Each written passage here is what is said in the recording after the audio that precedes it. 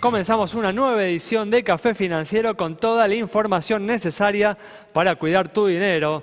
Hoy tenemos información muy importante para quienes tienen que alquilar una vivienda y no consiguen un garante. ¿En qué entidades pueden conseguir una garantía y a qué costo? Vamos también a repasar lo sucedido en los mercados de capitales y en el último bloque vamos a analizar los hechos más destacados en materia económica de estos últimos días con la presencia del economista José Luis Espert. Quédate con nosotros. Tras la siguiente pausa vamos a regresar con todos estos temas y vamos a responder como siempre hacemos a todas tus consultas.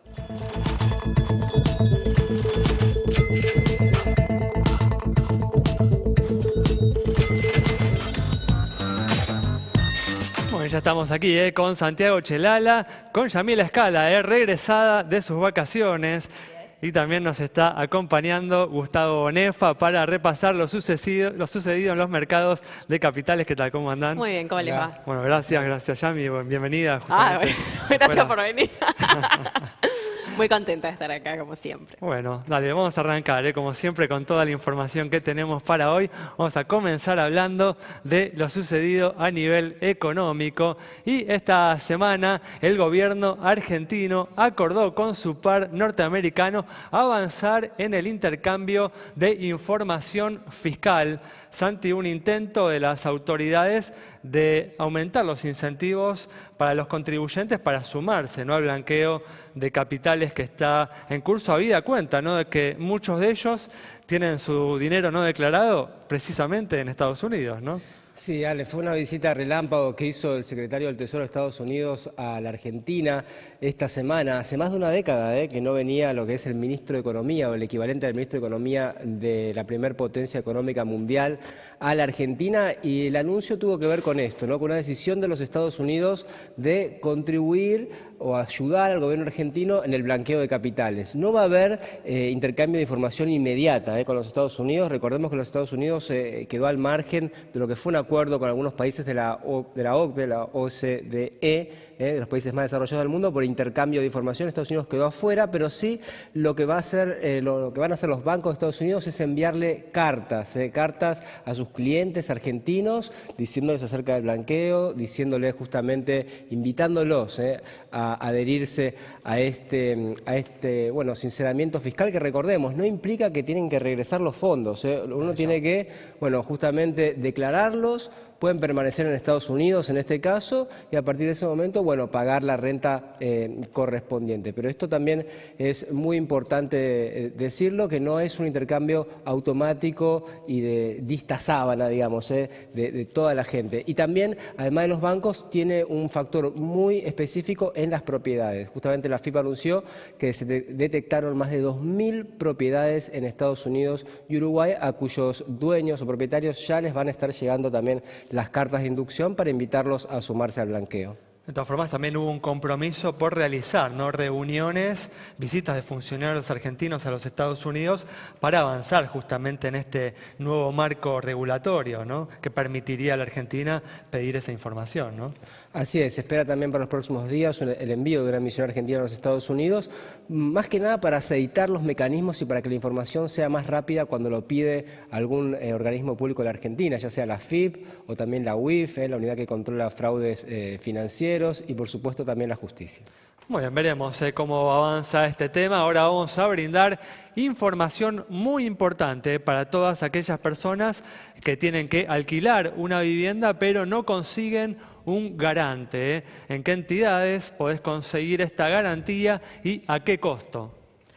Así es, una garantía que es un porcentaje del valor del contrato, y por eso la importancia de a la hora de repasar el ejemplo que acá les presentamos, ver de qué valores estamos hablando desde ya, que cuanto a más hacienda, más caro sea ese contrato, más caro va a ser esa garantía que nosotros pagamos a esta empresa que nos da ese producto, y que ante cualquier problema que uno tenga en lo que es el incumplimiento del contrato que uno pacta con el propietario o con la inmobiliaria, se haga cargo esta empresa que nos da este producto y por eso obviamente uno accede a él. Entonces, como siempre, el ejemplo, pero atención de nuevo a las cifras, porque vamos a hablar de un departamento en Caballito, ¿sí? En Capital Federal, 2 ambientes, 70 metros cuadrados y 6.000 pesos el primer año de alquiler y 7.800 el segundo, ¿sí? Expensas en torno a los 2.000 pesos.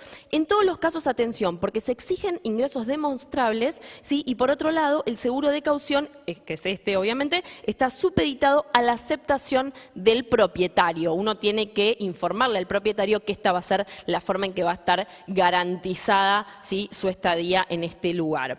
Atención, sí, y arrancamos con un costo de, miren, 8.349 en el caso de ciudad. Después tenemos Superville, 10.520, 10.816 para provincia del Surco, 12.100, afianzar 12.816, más arriba, Finaer 12.816, Prudencia 12.825, 12.866, Alba Caución, Instituto Asegurador Mercantil 12.922 pesos y ya en 12.959 Moncler. Atención, acá ustedes están viendo bancos, están viendo compañías aseguradoras y también están viendo empresas especializadas como Afianzar, Finaer y Moncler que se especializan en este producto. En ese caso, no es que sean más baratas, ¿sí? Tal vez no exijan los mismos requisitos, pero atención porque desde ya no tienen la misma solidez de un banco. Como siempre, ¿sí? Averiguar, consultar, pero esta es una opción para inquilinos. Muy bien, para tener en cuenta entonces, ya que esa cantidad de dinero no la tenés que pagar toda al contado, no al inicio del contrato, sino que se puede pagar en cuotas. Vamos a cambiar de tema, vamos a comenzar con el repaso de lo sucedido en los mercados de capitales con muy buenas noticias a nivel local, donde el Merval alcanzó hoy un nuevo récord, ¿no, Gustavo? Así es, por arriba de los 16.000 puntos ya toda la semana se convierte en un nuevo récord, pero bueno, en esta oportunidad nuevamente contribuyendo mucho el impacto de este deslizamiento, este nuevo deslizamiento del tipo de cambio, ¿no? Que ha alcanzado, digamos, unos centavitos de más y eso impacta también en la evaluación de los activos duros, ¿no? Bueno, que digamos, Gustavo, el el dólar alcanzó, ¿no? En estos últimos días su nivel más alto desde principios de marzo, ¿no? De este año. Así es un factor impulsivo. El otro es el factor del petróleo. El petróleo con acuerdo posible entre los países productores ha impulsado muchísimo. El Merval todavía depende mucho del petróleo. Va a reducirse mucho, sensiblemente, el peso de las empresas petroleras con este nuevo Merval que se está proyectando con 23 compañías para el cuarto trimestre. Todavía no está cerrada la composición, pero pasaría de un 50% a un 38% aproximadamente la participación del petróleo. Hoy incide mucho, con lo cual la suba de las empresas ha impulsado el índice. Muy bien, perfecto. Bueno, con esta información cerramos este bloque. Quédate con nosotros. En instantes estamos nuevamente con vos.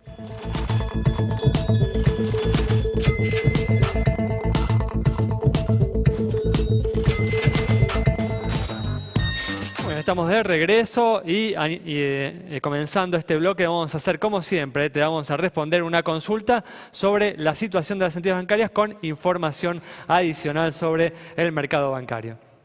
Y mientras mostramos en pantalla información vinculada a los patrimonios de las principales entidades financieras, les cuento que la Argentina está entre los primeros lugares de los países que son, sujetos a ataques informáticos. Esto es muy importante cuando ponemos claves bancarias o otro tipo de claves vinculadas a nuestras tarjetas de crédito. Siempre hay que tener en cuenta que, que hay piratas informáticos y hay que mezclar números, letras y, si es posible, mayúscula, aunque no los piden obligatoriamente para evitar este tipo de ataques de piratería. Bueno, cambiamos de tema y mañana se completa la visita del Fondo Monetario Internacional para revisar las cuentas de nuestro país, la primera visita en 10 años tras el fuerte rechazo al organismo que había planteado el gobierno anterior. Bueno, Magalí Arends conversó con el público sobre esta visita.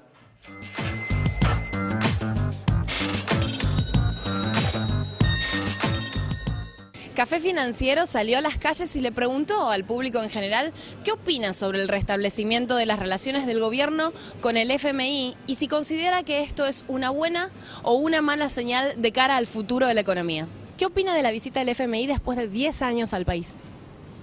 En lo personal pienso que es un avance muy importante. Yo creo que no es algo que influya demasiado.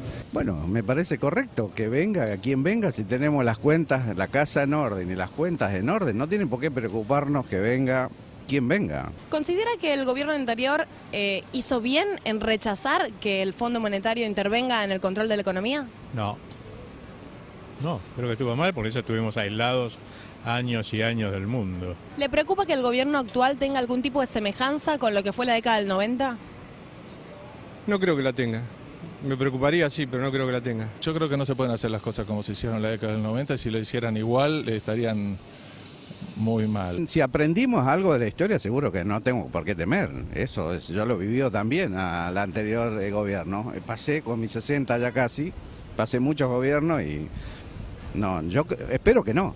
Es una expresión de deseo, ¿eh?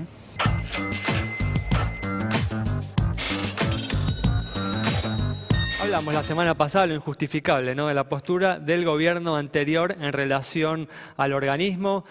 No es lo cuestionable el organismo en sí mismo, sino las políticas que se llevaron adelante en el pasado y que nos llevaron a tener que pedirle no asistencia a la institución. Esperemos justamente que no se repitan esas políticas y que no tengamos que volver a apelar al Fondo Monetario de la forma en la que se lo hizo en el pasado, ¿no?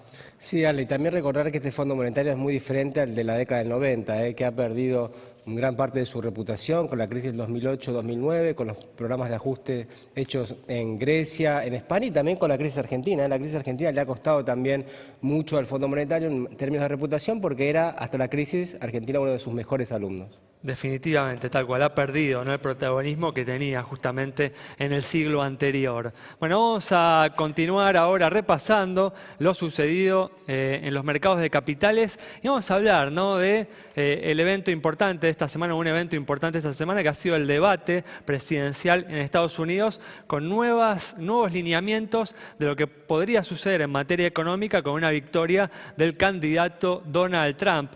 Una victoria que asusta, ¿no?, a más de uno. Gustavo. Sí, todavía la diferencia favorece a Hillary Clinton, pero se están reduciendo los que están indecisos, con lo cual le están sumándole votos a las dos partes. Un poquitito más al lado de Hillary, un poquitito menos al lado de Trump. Pero sí, es de esperar una economía más cerrada, esperar un dólar más fuerte, porque tiene muchas ganas de subir las tasas de interés y cuanto antes mejor, porque habló de burbujas, Donald Trump. Habló de una burbuja ahí en Estados Unidos, ¿no?, en los activos norteamericanos. Sí, hemos sacado una nota a clientes y la verdad que hemos estado analizando un poco la evaluación de los activos financieros más riesgosos, entre ellos inmuebles, acciones, bonos emergentes, y en donde hemos detectado evaluaciones que si no estuviese la Fed 7 años con tasa cero y con abundante dinero en la calle, no hubiesen ocurrido estos niveles de precios. O sea que coincidís con Donald.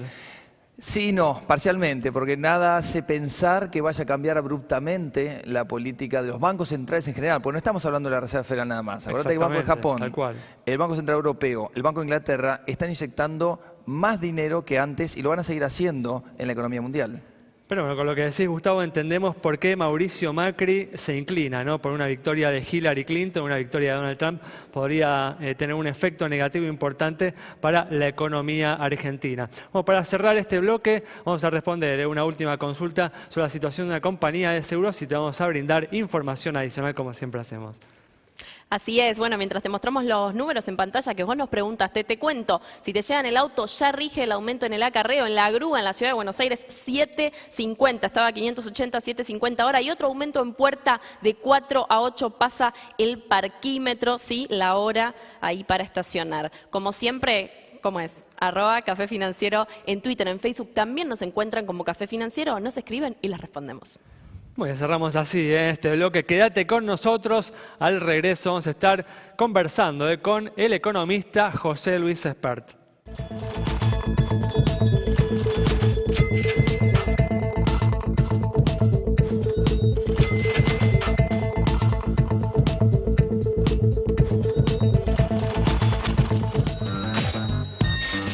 Estamos aquí con la presencia del economista José Luis Espert para analizar las principales noticias económicas de estos últimos días. ¿Qué tal, José Luis? ¿Qué tal? ¿Cómo les va? Buenas noches. Gracias por estar aquí. Placer. Bueno, una semana en la que el Banco Central presentó su meta de inflación para el año que viene de entre el 12 y el 17%. Un objetivo que luce ambicioso, teniendo en cuenta que este año cerrará con una inflación en torno al 40%. José Luis, ¿estás de acuerdo con el sistema y la meta establecida, presentada justamente el otro día por el Banco Central? Mira, la primera cosa que te diría antes de entrar al detalle que me pedís, que está bien, es bienvenido que tenemos gente muy seria en el Banco Central. Bienvenido, por Dios, incluso hasta el presupuesto mismo que se ha presentado. Afortunadamente estamos con gente que lo que dicen se puede debatir, pero no lo podés tirar a la basura. Lo anterior era para despreciarlo, directamente era para mofarse el presupuesto de Kicillof, lo que decía Vanoli. Acá estamos frente a gente seria, podés estar de acuerdo o no, pero gente seria. El presupuesto se puede discutir, el programa monetario también. Entonces lo primero que quiero decirte es eso, la verdad que bienvenido este nivel de profesionalidad que el gobierno de Macri nos propone. Con respecto al tema de las metas de inflación, yo tengo ahí dudas filosóficas y metodológicas. Las dudas filosóficas es esto de andar controlando la tasa de interés para después controlar la demanda de dinero, para después controlar la tasa de inflación, no es algo que me entusiasme demasiado. Segundo, en lo metodológico, este régimen funciona bien en países con muy baja inflación y de muchos años, además, no de un tiempito. Acá estamos saliendo de una inflación del 40% aplicando metas de inflación. Tendría mi duda metodológica. El tercer plano sería el pronóstico que tiene el Banco Central para el año que viene de inflación. Y yo tengo mis dudas de una inflación entre 12 y 17. ¿La cota mínima 12 o 13 fue? Entre 12 y 17. Está bien, la 17 me acordaba de 12, ok. Estamos hablando de una inflación de menos del 1% promedio mensual o del 1,3, 1,4. ¿no? Parece una inflación un poco baja, más cuando el gobierno piensa crecer 3,5, más cuando piensa devaluar 20% de la moneda el año que viene, según el presupuesto. Hay como cierta inconsistencia, ¿no? Sí, Aparente. a mí no me parece consistente. Y más cuando los salarios que uno empieza a ver que ya se están pensando para el año que viene, estamos hablando de fuera de convenio, que lo que he visto en estos días, de más de 30%. No me parece fácil. Sí, lo que preocupa además también es que para que estos sistemas funcionen hay que lograr credibilidad, ¿no? Y si se empieza además con un objetivo tan ambicioso, me parece que el Banco Central también se arriesga a perder justamente esa credibilidad en el primer año. Una duda de entrada, ¿no? De entrada, incluso estoy en desacuerdo con haber presionado tanto para bajar la inflación cuando se está devaluando, ajustando tarifas. Yo creo que porque eso nos lleva a endeudamientos públicos que van a generar incomodidad. Y atraso cambiario, ¿no? Atraso cambiario si esto continúa así. Yo hubiera sido, si la idea era normalizar y no cambiar, como ha hecho este gobierno, la normalización yo creo que se podría haber hecho de otra manera.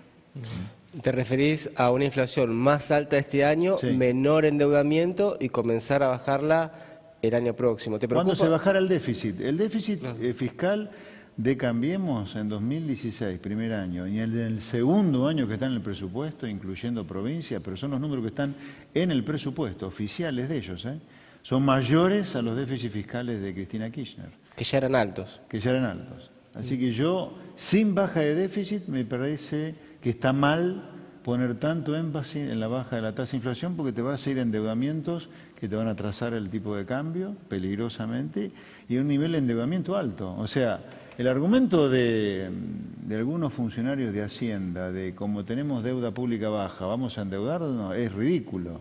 Justamente como la tenés baja la deuda, dejala baja la deuda, no que la usás ahora todo el margen que te da la deuda baja para endeudarte. Me parece que la propuesta es hacer un ajuste gradual que tenga el menor costo social posible, ¿no? Me parece que ese es como el planteo. Ajuste no hay ninguno. El déficit este año de 8 puntos, el año que viene va a ser 8 puntos el producto, otra vez, según el propio gobierno en el presupuesto. No hay ningún ajuste fiscal, por lo menos. De 0,5 puntos creo que era, ¿no? Bajar creo que es 4,8 el de este año. Esa es la año. baja del déficit primario. Incluyendo provincias, el déficit va a 8 puntos, igual que este año. Porque las provincias van a tener más déficit en 2017 que en este año, según el presupuesto, ¿no? Claro, un tema preocupante. Muy preocupante. Sin embargo, las tarifas aumentaron y bastante, a pesar de la judicialización de los últimos días, y se expulsó bastante gente también en el sector público, ¿no? Se habla más de 100.000 personas. ¿Público? Claro, en el sector ninguna. público. En el sector público nada.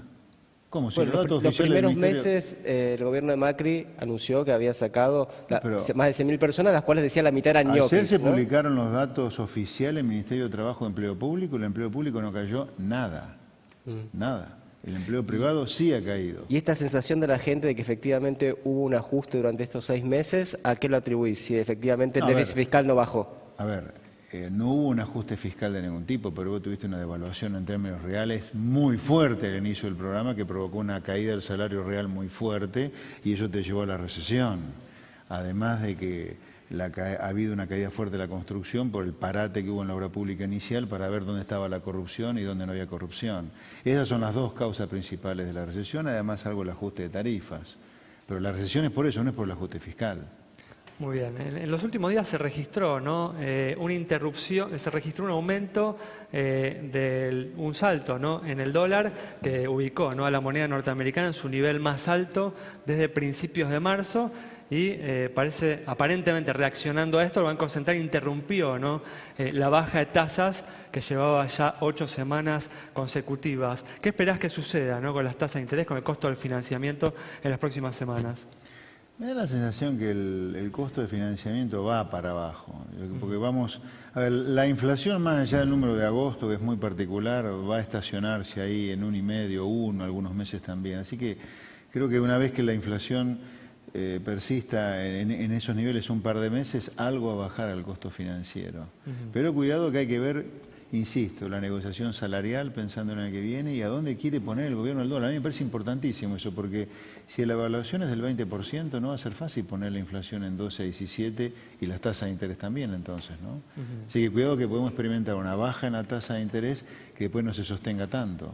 Dentro de límites muy razonables todo, ¿no? Obviamente estamos hablando de cosas dentro de límites muy razonables, ¿no? Para lo que es Argentina. Hubo, sin embargo, varios anuncios de inversión en estos días. ¿Te parece que si efectivamente llegan inversiones externas, hay un aumento de la oferta de dólares, se puede mantener el tipo de cambio en torno a los números que plantea el presupuesto, por lo menos? No, a mí me parece que en año electoral va a ser difícil mantener un dólar de 18 como el gobierno, o llevarlo tan arriba como el gobierno piensa. Yo me jugaría un dólar un poquito más abajo el año que viene, o, a ver, en año electoral la primadona es el crecimiento económico y una baja tasa de inflación para que la negociación salarial se mantenga acotada. A mí no me parece que el dólar pueda ser llevado a ese nivel para mantener la inflación acotada. Yo pensaría que en año electoral el dólar no da para llevarlo a un promedio, como dice el presupuesto 18, porque eso implica un dólar de casi 20 a fin de año, es mucho.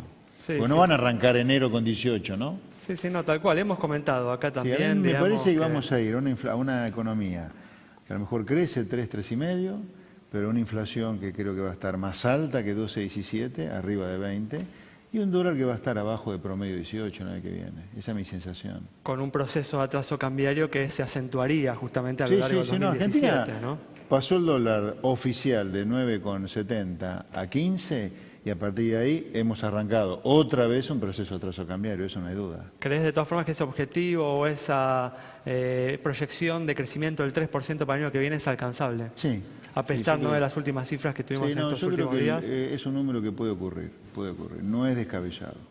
Muy bien, perfecto. Bueno, José Luis, muchas gracias. Un placer estar acá. Nosotros nos vamos entonces con el análisis de José Luis Espert sobre lo que viene sucediendo a nivel económico y las expectativas para el año que viene a partir justamente de las proyecciones que ha presentado en las últimas semanas el gobierno. Nos reencontramos el próximo viernes a las 20 horas aquí en Metro.